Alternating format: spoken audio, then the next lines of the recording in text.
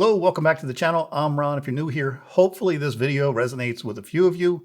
I was born during a time when computers filled entire rooms. Phones were actually attached to walls, and the idea of carrying a computer in your pocket sounded like science fiction.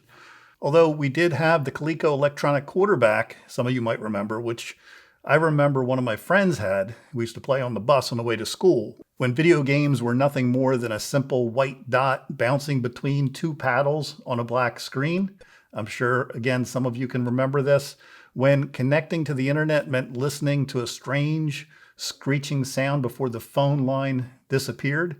When downloading one song from Napster could take what felt like an eternity. I remember when a phone was attached to the wall. When people carried around giant car phones and bag phones, yep, remember that too.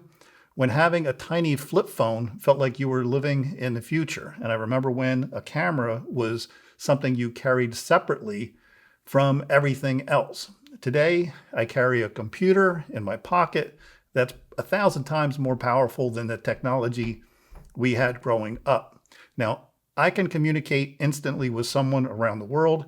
I can fly a camera through the sky with a drone. I can edit videos and create content with AI. Technology has changed more in my lifetime than at any other point in human history. And the amazing thing is, I was there to watch it all. From Pong to AI. This is what technology looks like from someone who lived through it.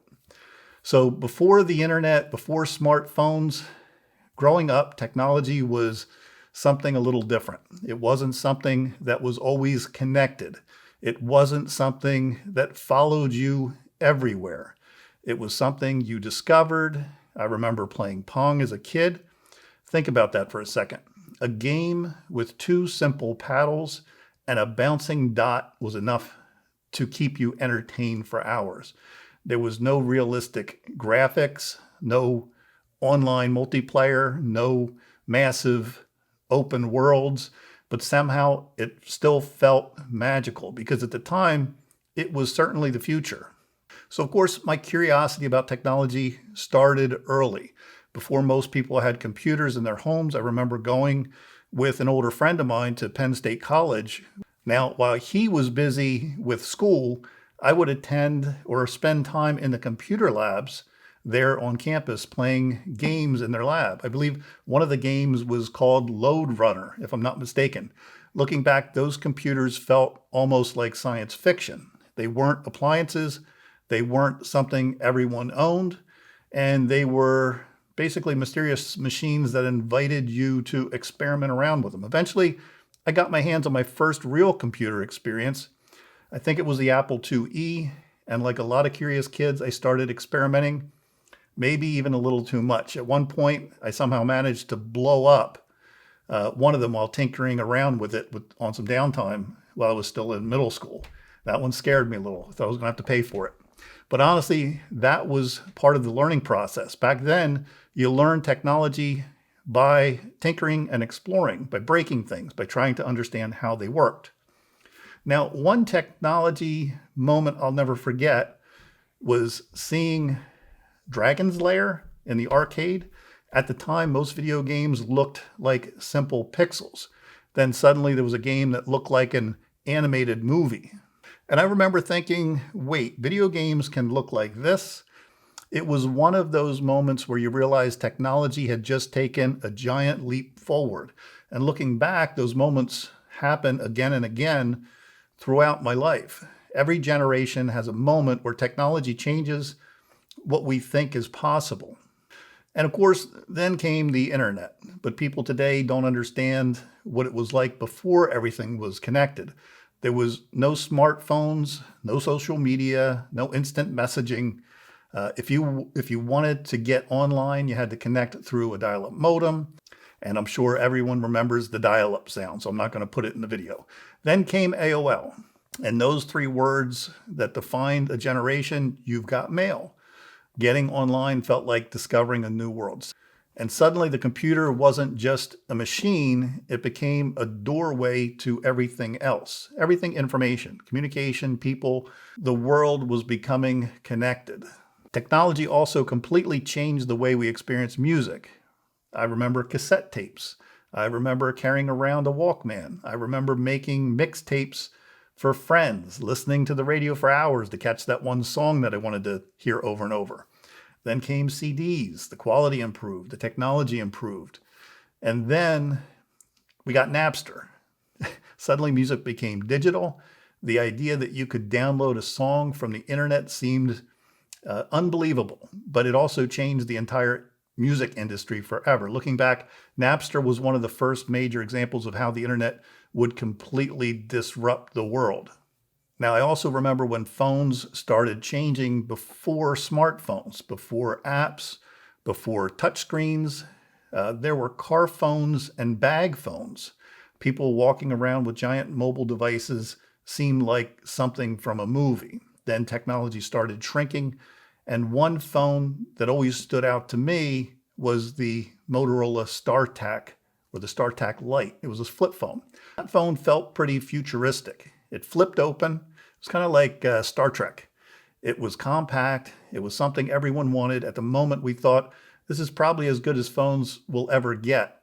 And the size was really compact for the time. Of course, we had no idea what was coming next. Now, one thing that makes perspective unique is that I didn't just watch technology evolve from the outside. I worked through it.